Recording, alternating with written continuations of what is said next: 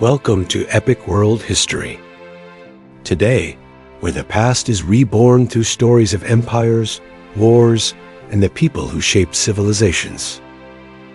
From the thunder of Rome's legions on the Danube to the fierce Germanic tribes who defied them. From betrayals within marble halls to the silent resilience of frontier soldiers, here, history is not just dates and battles, but living drama.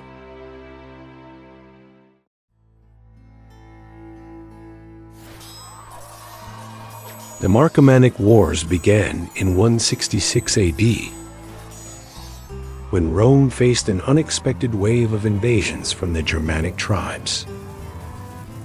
For Emperor Marcus Aurelius, this conflict tested the strength of the Roman frontier.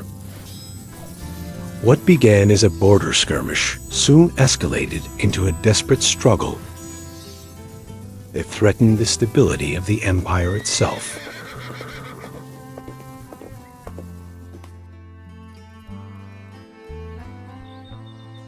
The Roman frontier stretched along the Danube River, a natural barrier against the Germanic tribes. Yet this line of defense was fragile.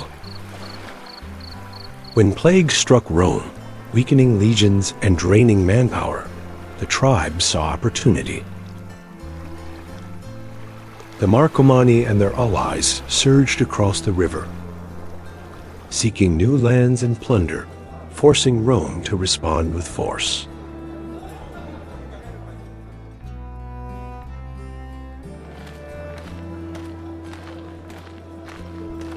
The Marcomannic Wars drew Marcus Aurelius, the philosopher-emperor, into the role of warrior. Known for his meditations on duty and virtue, he now led armies in brutal campaigns along the frontier. His leadership became the linchpin of Rome's survival, as Germanic tribes pressed deeper into imperial territory.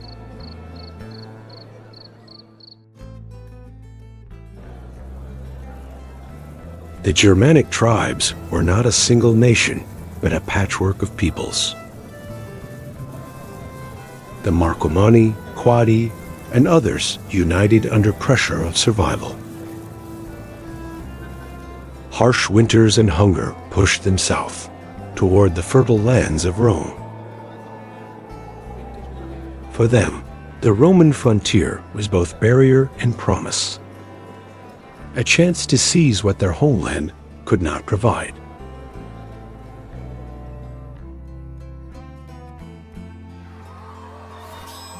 In 167 AD, waves of Germanic warriors burst across the Danube frontier. Villages in Pannonia and Noricum burned as Roman settlers fled. The empire, already weakened by the Antonine Plague, struggled to muster legions fast enough. What began as raids soon resembled invasion, and for the first time, Rome feared collapse in the heart of Europe.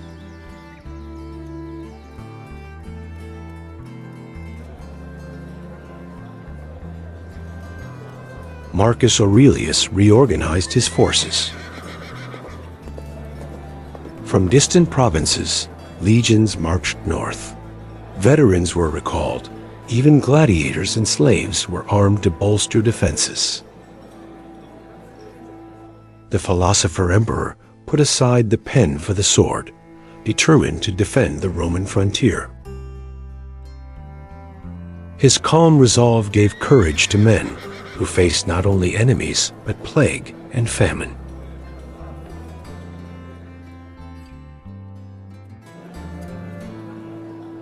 By 168 AD, Rome regained strength. Marcus Aurelius and his co-emperor Lucius Verus led a massive counteroffensive. Legions stormed across the Danube, striking back at the Marcomanni and Quadi. For a moment, the tide turned. Yet even as Rome advanced, the Antonine Plague claimed Lucius Verus, leaving Marcus to bear the burden of war alone.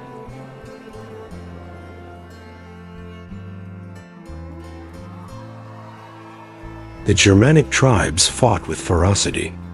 Their warriors, tall and fierce, wielded spears and axes with deadly skill. They struck from forests, ambushed Roman columns, and melted back into the wilderness. Unlike Rome's disciplined formations, their strength lay in sudden fury and relentless courage, forcing the empire to adapt to a new kind of war.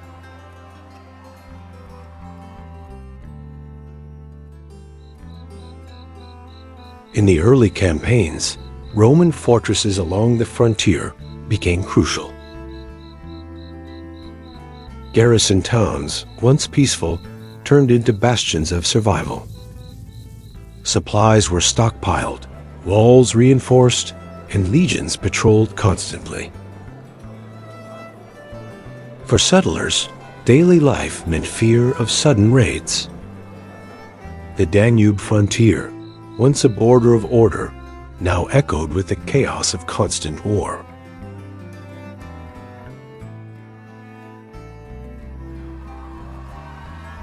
The Quadi and Marcomanni pushed further south than ever before. In 170 AD, they crossed into northern Italy itself, lands untouched by foreign invasion since Hannibal.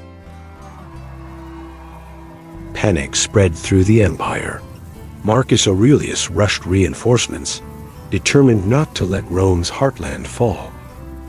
For the people of Italy, the war had come to their very doorsteps.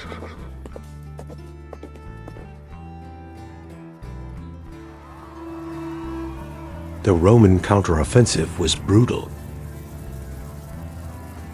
Marcus Aurelius ordered relentless campaigns across the Danube. Villages of the Germanic tribes were burned, crops destroyed, and survivors driven deeper into the forests. It was a war of endurance, Rome seeking to crush resistance, the tribes fighting for survival. Neither side would yield, and the struggle grew bloodier with each season.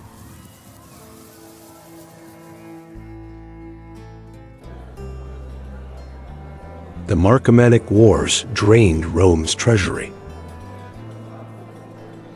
Forts, legions, and supplies required immense resources. To finance the campaigns, Marcus Aurelius even sold imperial treasures. Gold statues, jewels, and court luxuries were auctioned in Rome. For the emperor, victory outweighed comfort. His sacrifices reflected the gravity of a war that threatened the very survival of the Roman frontier.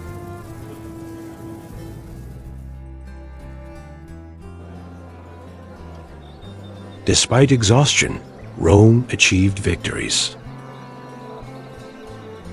The legions adapted to forest warfare, building fortified camps deep in enemy territory. Marcus Aurelius personally directed campaigns, often enduring the same hardships as his men. His example inspired loyalty. Though battered, the Roman frontier held firm, reminding the tribes that the empire, even weakened, was still formidable.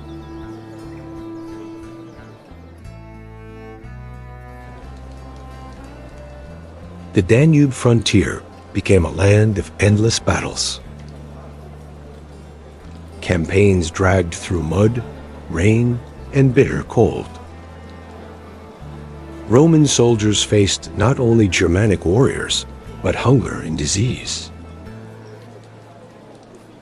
Each skirmish carried the weight of survival. For Marcus Aurelius, the war tested both steel and spirit, forcing him to balance philosophy with the harsh realities of command.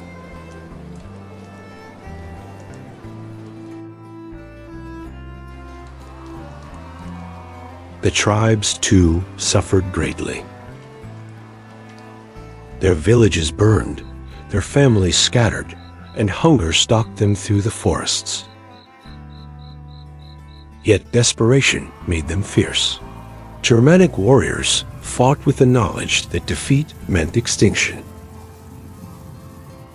This clash of survival ensured that the Marcomannic Wars were not just border conflicts, but existential struggles on both sides.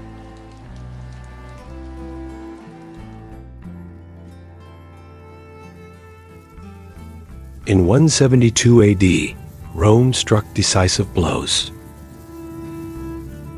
Marcus Aurelius launched major campaigns against the Marcomanni, driving them back beyond the Danube. Victories were hard-won, but they restored some measure of security. For the first time in years, Rome held the upper hand, though the emperor knew the struggle was far from over.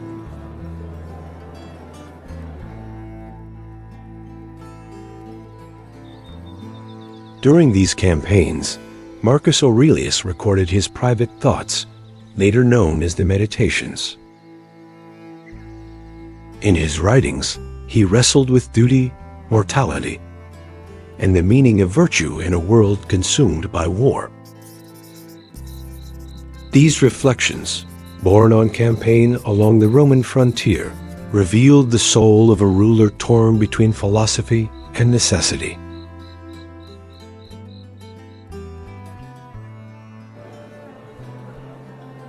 Rome's victories did not end the war.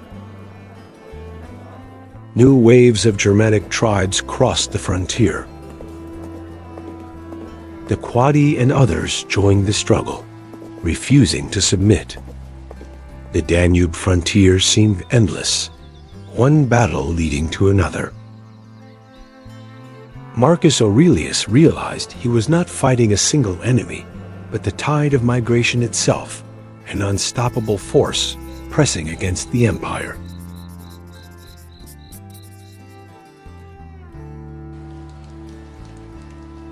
By 174 AD, Marcus Aurelius led his men to the lands of the Quadi. Roman victories piled up, yet the fighting was merciless.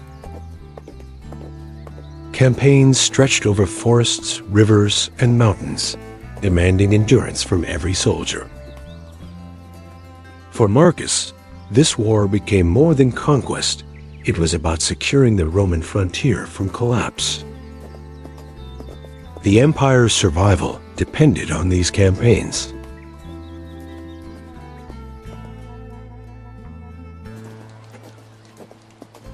One legendary moment came during the miracle of the rain. Surrounded and parched, a Roman legion faced defeat. Then, sudden storms drenched the Romans and scattered their enemies. Ancient sources claimed it was divine intervention, while others saw fortune. For Marcus Aurelius, it became a symbol of endurance. The gods, or chance, seemed to favor Rome in its hour of need.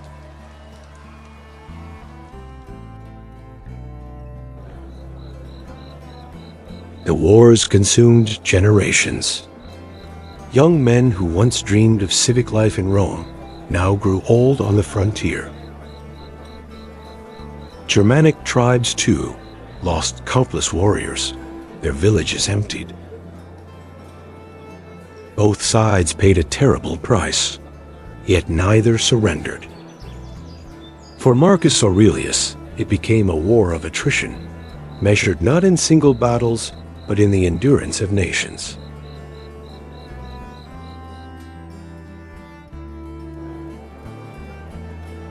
Marcus Aurelius planned to annex parts of Germanic territory, turning enemy lands into Roman provinces.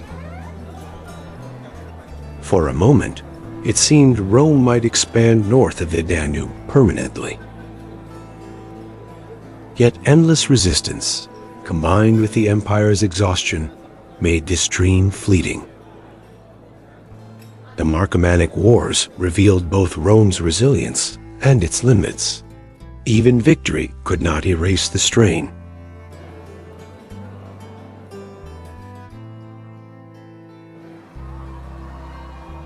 diplomacy mixed with warfare. Marcus Aurelius accepted some tribes as foederati settled allies bound to Rome in exchange for peace. Others were deported, forced to move deeper into Roman lands under strict control. It was a fragile solution, but it reflected the new reality. The Roman frontier was no longer a simple line of defense, but a living, shifting boundary.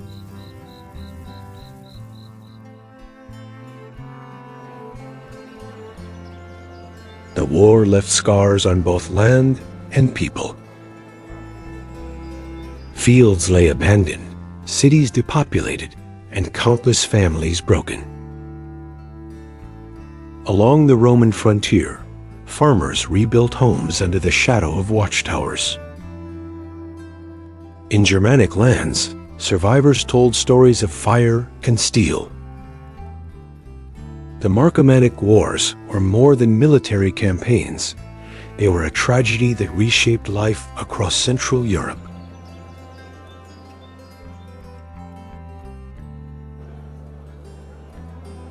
Even as Rome fought, the empire faced pressures elsewhere. Eastern provinces demanded attention, and unrest brewed across distant borders. Marcus Aurelius juggled crises, moving resources where they were needed most.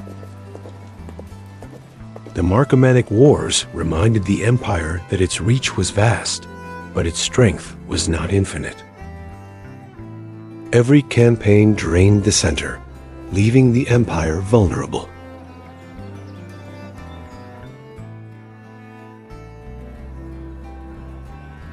Marcus Aurelius never sought glory.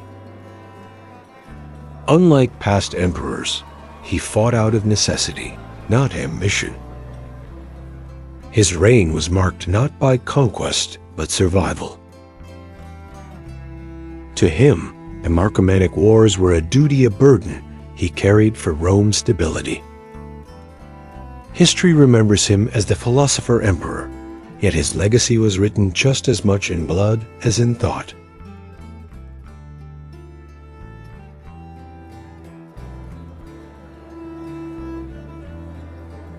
By 175 AD, rebellions within Rome itself added turmoil. A usurper named Avidius Cassius rose in the east, claiming the throne. Marcus Aurelius, weary from war, faced betrayal from within his own empire. Though the revolt collapsed quickly, it revealed the strain of endless fighting. Rome's unity, like its frontier, was stretched to the breaking point.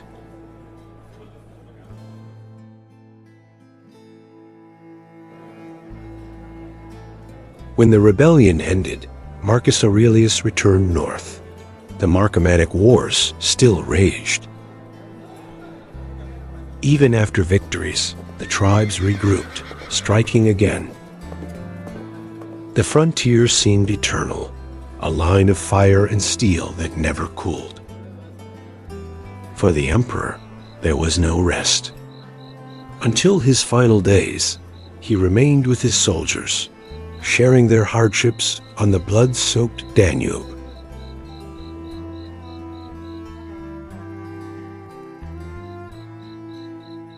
In 180 AD, Marcus Aurelius died at his military camp in Vindobona on the Danube frontier. For years he had lived among soldiers, not in marble halls, but in wooden quarters at the edge of empire. His death marked the end of a reign defined by duty.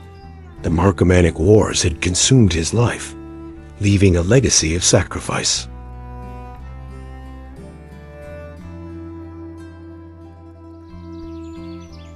The Marcomannic Wars did not bring Rome new provinces or riches.